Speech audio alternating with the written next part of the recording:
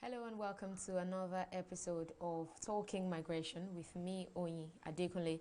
Now, over 20,000 Nigerian migrants stranded in Libya have been repatriated home through the International Organization for Migration Assisted Voluntary Return and Reintegration Program, which started in April 2017. The return of these Nigerians is usually the first step in the much bigger and comprehensive process of getting them reintegrated into the society.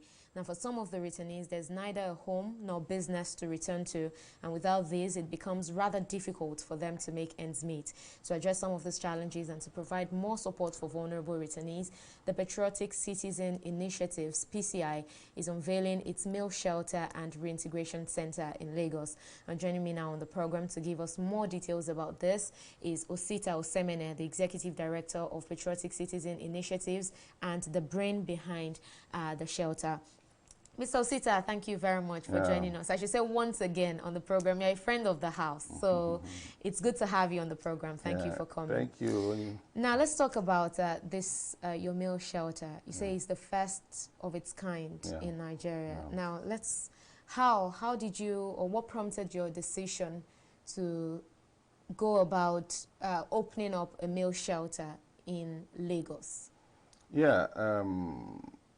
Looking at the way the reintegration process, the return and reintegration process is, and having had a first-hand experience as somebody who had returned and was self-reintegrated, I went back and reviewed the process of my coming back into the society, and I looked at it beyond what is on paper, about reintegration, and looked at it with the local context, what we have on ground. How can Nigerian citizens who have been brought back, voluntarily be reintegrated back into the society, especially the vulnerable ones? For the female aspect, things have been happening. We have shelters in Nigeria that addresses the issue of female. But I noticed that there's a gap, and this gap has to deal with the male return migrants. We have not addressed it specifically, and I noticed that that gap is a big challenge and a huge challenge, and with the fact that a lot of male are involved in the issue of migrant smuggling and even some victims of trafficking, and when they come back, they return back dehumanized and expectation cut short. So need to address that gap, and I said, okay, fine. When I returned back, what I did was I didn't have the opportunity or never thought of. And just so we understand, sorry to cut you here, when you say you returned, we should also state here that Mr. Osita had traveled to Libya through en route to Europe. And then, so let's just put that out there. So because those are the things that really spurred me up, that gave me the urge and the zeal to start up what I'm doing in terms of creating awareness, in terms of providing support for returnees and ensuring that their integration is actually done in an adequate manner, because I know what it takes for somebody who have returned back to come back to his feet, because what happens is a lot of them have lost hope in Nigeria before they traveled, and returning back within a period of time, expectations were cut short because they had so much high hope. Those that were promised jobs, those that were deceived, that they're going to give them jobs, they're going to give them, they will pick money in the street of Europe,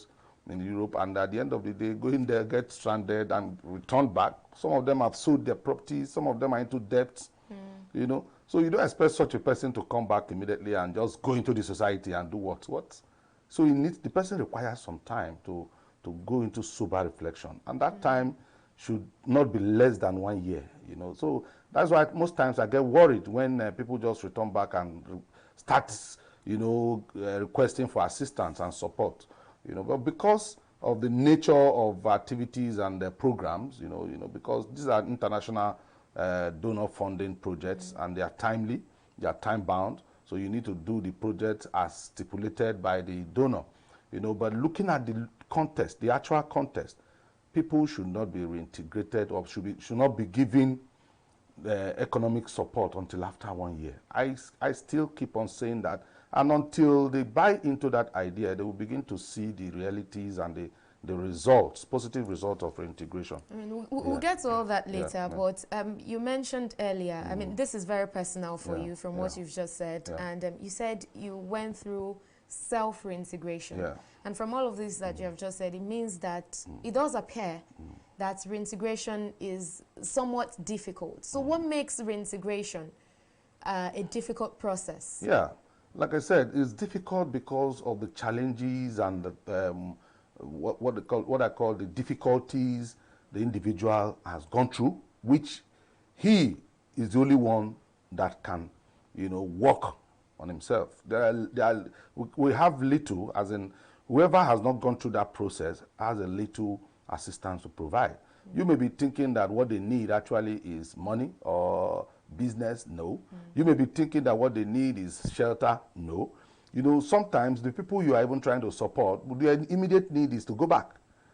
So no matter the kind of support you provide, you may even provide some millions of naira thinking that it will be enough for the person. You are just providing remigration assistance, and which has been occurring, and these are gaps that we're not able to address during the reintegration process, because these gaps requires close monitoring. It requires, especially when I mean the most vulnerable, those ones who we have identified as those that don't want to go back to their family, or they don't have a place where to go, or they needed some other support to settle back into the society.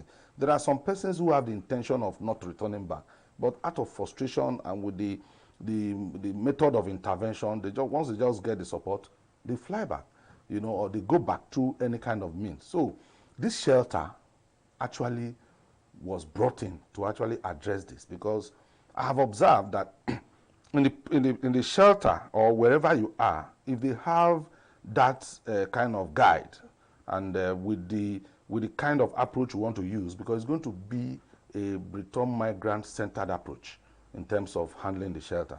The shelter manager is going to be a return migrant that we're going to train. The activities there are going to be, done by people who have gone through and they are back into the society. So that it will give you the kind of touch. It will give you the kind of, because we call it a home of restoration and a home of hope, And all the activities we are going to go through, like the skills we'll be training, we're going to make sure that the people that are also going to provide support, assist in providing some skills support, are also going to be people like them who understands the way they feel. And when they see them, they see through their eyes, they see through their feelings, they will understand better, that, okay, since then you now begin to see that we will be achieving some level of results, because I have seen it as a gap that while we come through this approach, we may begin to, even there are some persons among them that want to work. They want to stay for some time and look for a job. We even we are looking at the way of even having partnership and linking up with some of these maybe companies that can provide, that can provide some, some of those kind of opportunities for them. Some of them, when they return, they don't even need bulk money. They just need monthly stipends that can survive them for a period of time to even take for them. But if we don't have something like this, we won't be able to address it. Because some of them, because they don't have where to stay, they will just quickly run back either to the village, or they will run back, they will look for a way and go back to where they are coming from. And I also want to ask you, what informed your choice of location? I mean, we know that there are states that we've considered endemic when it comes to trafficking and irregular migration. A state like Edo State, for instance, has like one of the highest number of returned migrants. And of course, we know that people are still traveling on a daily basis. We'll come to that much later. But then one would have just thought that, okay, it's a given. You would just go to Edo State and open a shelter there. But this is Lagos. Why did you decide to set up your shelter in Lagos State? Yes, if you understand what traveling is, or maybe people who move outside the country. First of all, you see Lagos as a transit country, a transit state. Yes.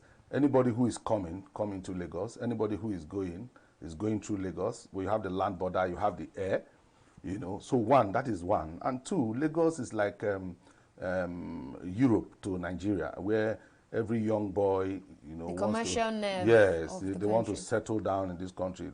Even internally, you can see that people come from different parts of Nigeria they want to come and settle in Lagos. Whether they have a house or not, they will just bring them, they find their way. So that is one. And two, like I told you, when I returned back, I told you, I said, I never wanted to go back to my family or where my friends are. I needed a place where I could stay for some period of time before I can now come out. And the reason that period, that 1 year period, is a period where I should be on my own. I don't want to face people I've seen before leaving.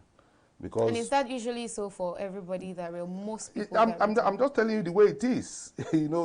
If you look at the stories of every of the return migrants, you will see that the expectations were high from the family.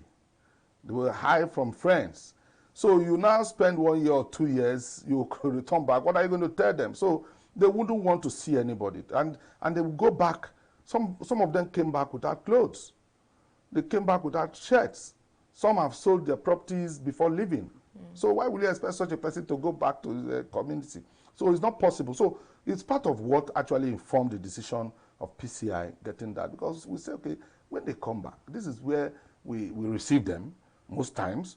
And they will likely want to, which we all know among them, they will tell you, okay, if I see work for Lagos, I will still, so many, So I feel that it will address it faster, and provide a lot of solutions rather than taking it to the state. Like I said, none of them would prefer actually to go back to the state. And mind you, the center or the shelter is not actually a detention center where they will stay and they can't take any decision again they want to take. Even though they want to travel back again, like we said, we will put them through in a way that they can travel the proper way. You understand? But you have to acquire the necessary things. Exactly, because I just wanted to ask you, how is this your shelter going to work? Is it like a temporary shelter? Yeah. Do you have a number of days where people can stay for? Or what's the plan? I mentioned before, I said 90 days, 3 months. Yeah, but there's also going to be a situation where it will provide short term in terms of maybe emergency, people that want to stay for like 1 week or few days or 2 weeks, it depends.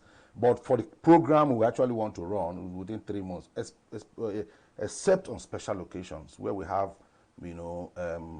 programs that can run beyond 90 days. So within these 3 months, what within the 3 months, they're going to go through what they call mindset re-engineering, psychosocial counseling, those that have already have business skill training, vocational skill training, will identify the kind of vocational skill they have, because so many people have vocational skills that are not marketable. We use that period to refine some of these things, provide them the necessary advice, like kind of mental support, because most times what they need is that mental support. And they also see people on ground who have gone through what they have gone through and they are stable, because these things are ways of encouraging people.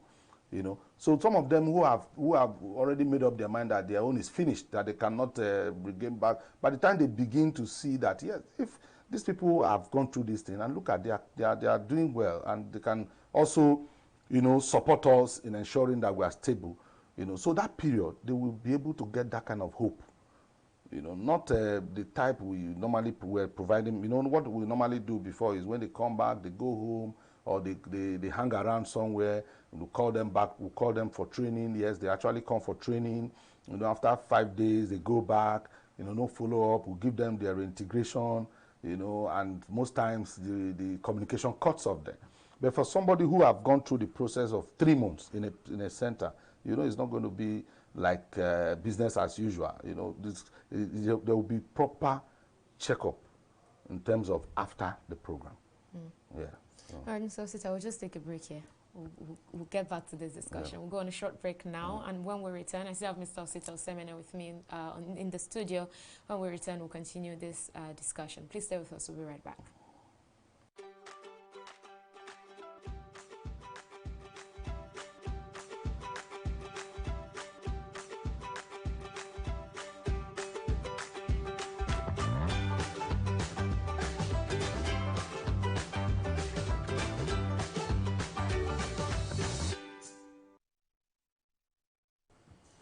Welcome back. You're still watching Talking Migration on TV360 Nigeria, and I still have with me on the program Mr. Osita Osemene, the Executive Director of Patriotic Citizen Initiatives, and the PCI, as the organization is called, is launching a meal shelter in Lagos, the first of its type in Nigeria. Thank you for staying with us on the program, Mr. Osita.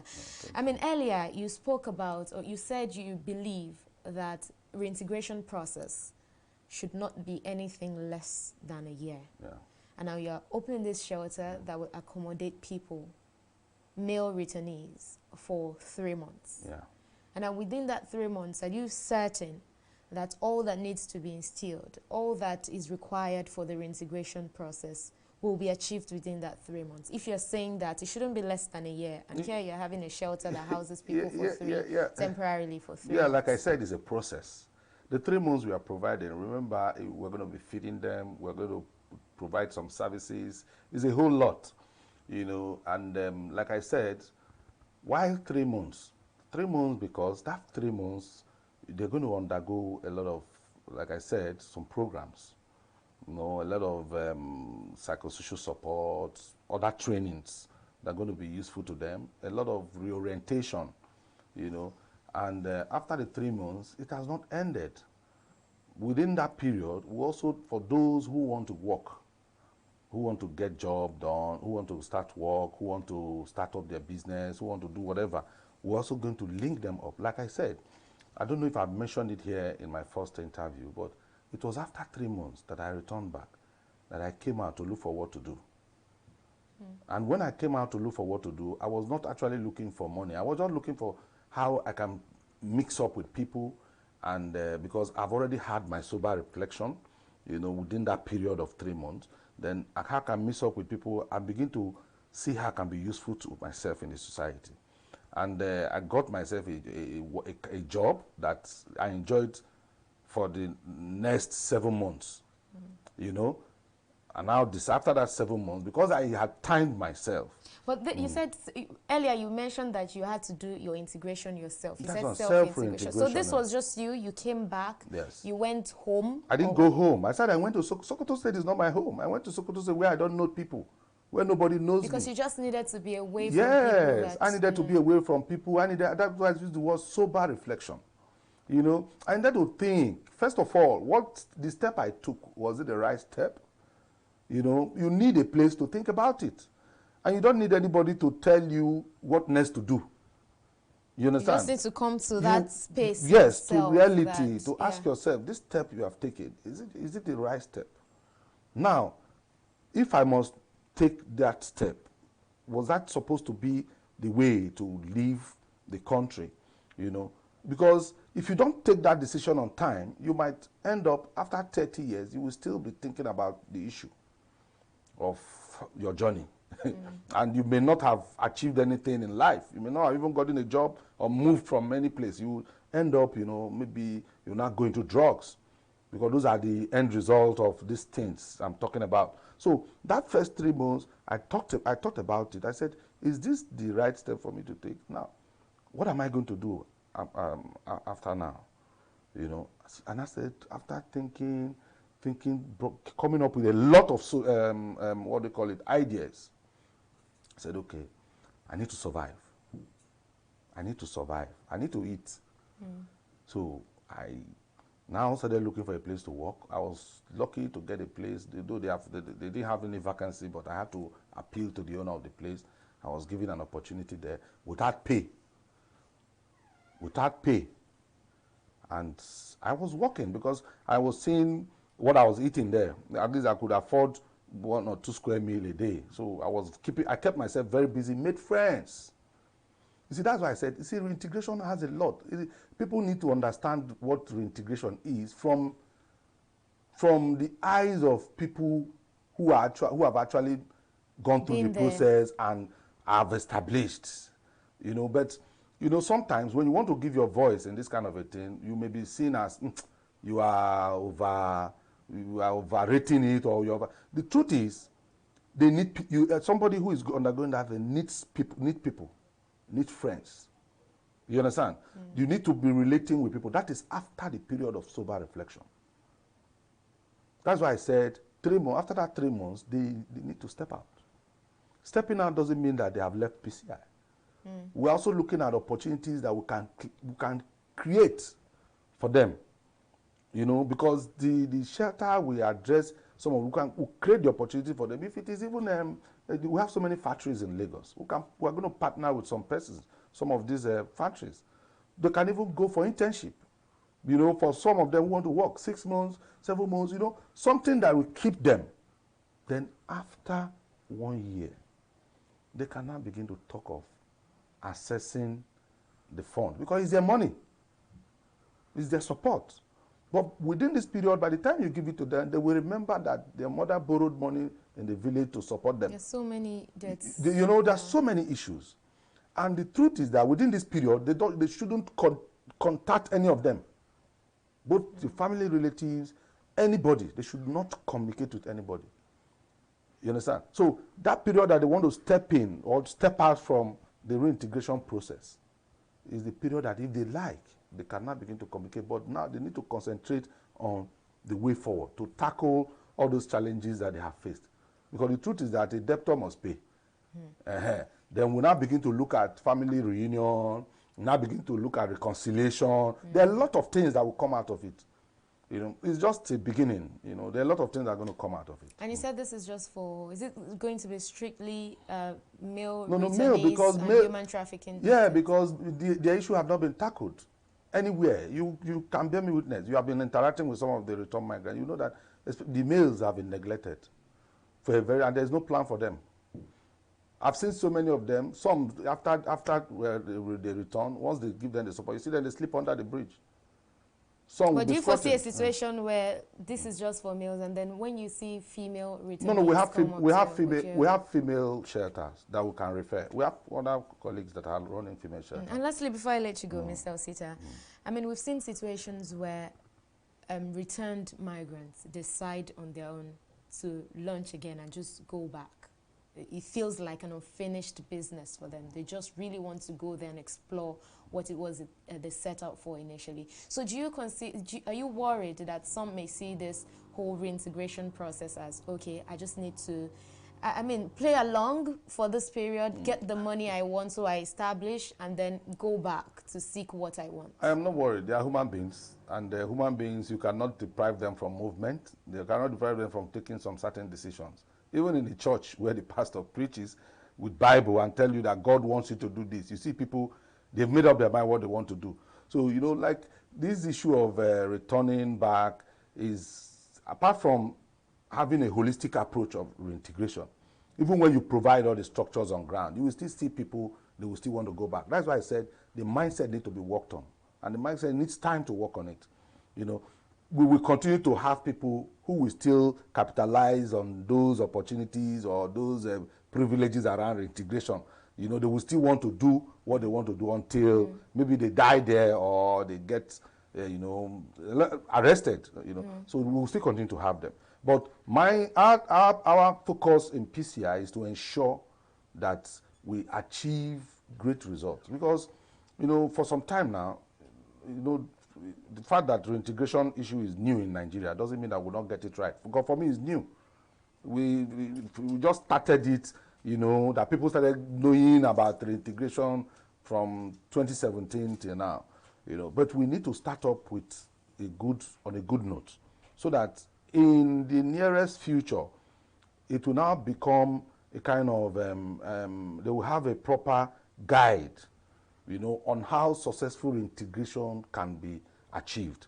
That is our focus, because we know that even in the shelter, you're going to battle with a lot of them who may be seeing you as you are even still. But the shelter, what we are doing at the shelter is that the shelter is going to be open for those who are willing and interested. It's going to be voluntary. Yes, it's going to be voluntary. We're not going to force anybody to come there. If you want to become a good, what they call it, if you want to be stable, if you want to be stabilized in Nigeria and you want to get yourself back and belong to what is happening in the country, you know, and you also contribute your quota to the system, you come. It's open for you. But if one is expecting that we'll pack people, no, we won't take it. Yes. Yes. Mr. Osita, always a pleasure having you you. around, and well done. We should say well done for all the works you're doing regarding migration. We'll continue to support in the way we can, in every way we can. Thank you very much for coming on Talking Migration. Thank you. And we look forward to seeing the great things you do with your shelter. Thank you. Mr. Osita Semene, the Executive Director of Patriotic Citizens Initiative, we thank you for coming on Talking Migration. But with that, to call it a wrap on this episode of the program, I am Oyi Adekunle, thanking you for watching. I'll see you again next time. Bye-bye.